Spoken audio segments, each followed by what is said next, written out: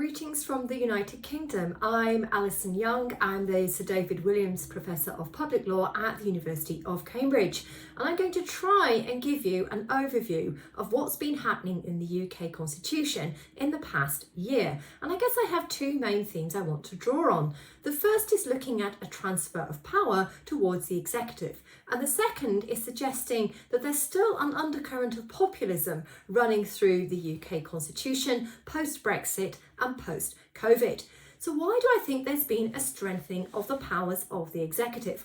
Well, I guess my starting point is to look at two reports from committees in the House of Lords, the Select Committee on Secondary Legislation and the Delegated Powers and Regulatory Reform Committee. And both of them produced quite damning reports in November about the extent to which lawmaking power is being transferred from Parliament to the government. In fact, they went so far as to title one of them Government by Diktat and the other one Democracy Denied. And they focused on a number of concerns. They were concerned about the growing use of Henry VIII clauses. These are clauses that transfer powers to the government to modify primary legislation. And there's a pattern of these being put in pretty much every single piece of legislation to ensure that if a minister needs a power to achieve the objective of that legislation and it's not being specifically provided in that legislation, well, here's a clause granting the minister that broad power, often in order to also modify primary legislation. And in a growing number of cases, particularly post-Brexit, to also modify retained EU law. Second, they're concerned about skeleton bills. There's a growing practice of producing bills that just have an overview of a policy and grant huge amounts of power to the executive as to how they're going to go away and implement that policy. And again, there are concerns that this is a growing tendency, transferring policy making choices from Parliament to the government. Third, they were concerned about what they call disguised legislation. This is where the government and ministers are given powers to make guidelines. Now, guidelines can be quite helpful when they're setting out clear ways of a practical application of a discretionary power. But what these reports are pointing to are when guidelines are essentially creating the law themselves, creating binding obligations on other public bodies. They see this as disguised legislation and they think it's problematic because it's removing democratic scrutiny of the content of these rules. If you want further illustrations, we can also look at the Dissolution and Calling of Parliament Bill, which is currently going through Parliament. It's currently before the House of Lords. Now, prior to this bill, what we had was a system of fixed-term parliaments under the Fixed-Term Parliament Act 2011, which fixes the terms of parliaments to 5 years and sets the dates of general elections. Now, there can be early general elections, but these normally require parliamentary votes, either through a vote of no confidence or through 2/3 of the members of the House of Commons voting in favour of an early parliamentary general election. The Dissolution and Calling of Parliament Bill reverses that situation. It attempts to revive a prerogative power such that the Prime Minister can decide as and when they want to dissolve Parliament and call a new general election, subject to a legal maximum term of 5 years. So there's no longer a parliamentary vote involved in that decision.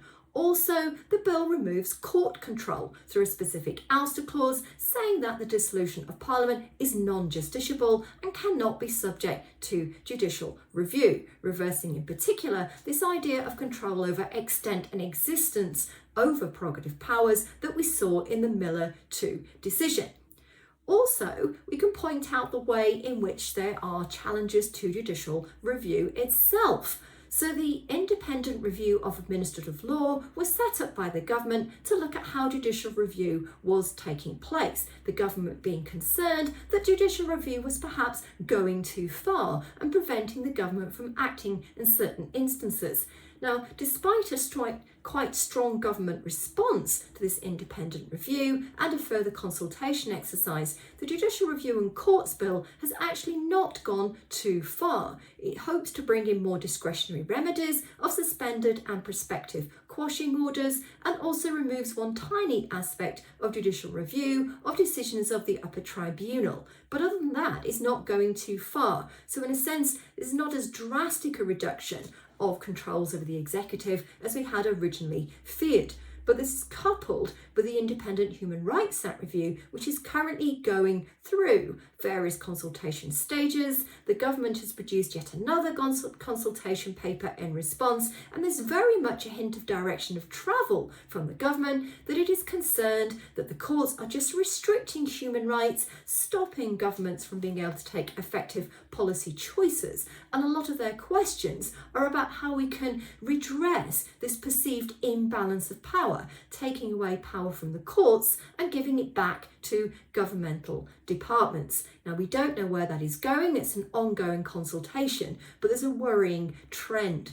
And this brings me to my second theme, this idea of this undercurrent of populism. Now, we used to looking at populism in the UK by focusing on how the Brexit referendum homogenised the will of the people and made it very difficult to engage in debates. But there are other aspects happening in the UK constitution as well. So we can see elements of a shift away from having deliberation towards more use of rhetoric, perhaps weakening parliamentary powers of scrutiny. And we can also see evidence in which there is a shift away from using experts and kind of undermining expert opinions.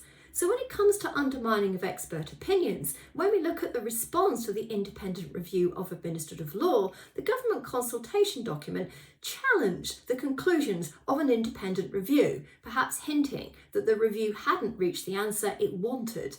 Also, we see this in the Independent Human Rights Act response. The consultation paper is not necessarily following the recommendations of a panel of experts in its 580-page report. Instead, it is wanting to ask further questions that it didn't ask the experts in the first place. With regard to this idea of undermining accountability and deliberation, we can point to various tactics. So the Prime Minister prefers to give announcements on the television, through the media, rather than announcing it first to Parliament, perhaps undermining the ability of Parliament to hold the government to account for its actions. We've also seen this in a practice of late amendments, a lot of holding clauses in bills that then get filled in at a much later stage, again making it harder for Parliament to scrutinise these legislative developments.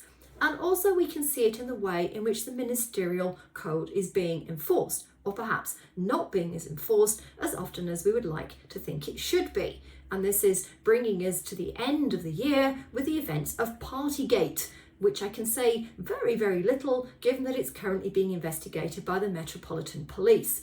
So I think if I wanted to draw your attention to anything, it's look carefully at how we've got transfers of powers towards the executive, not just through a series of reforms that are taking place quite quickly, with very little deliberation and very little awareness or engagement of the electorate more generally, but also how the executive can use its powers in a way that sort of transfers more powers to it without necessarily changing constitutional laws. Thank you very much for listening.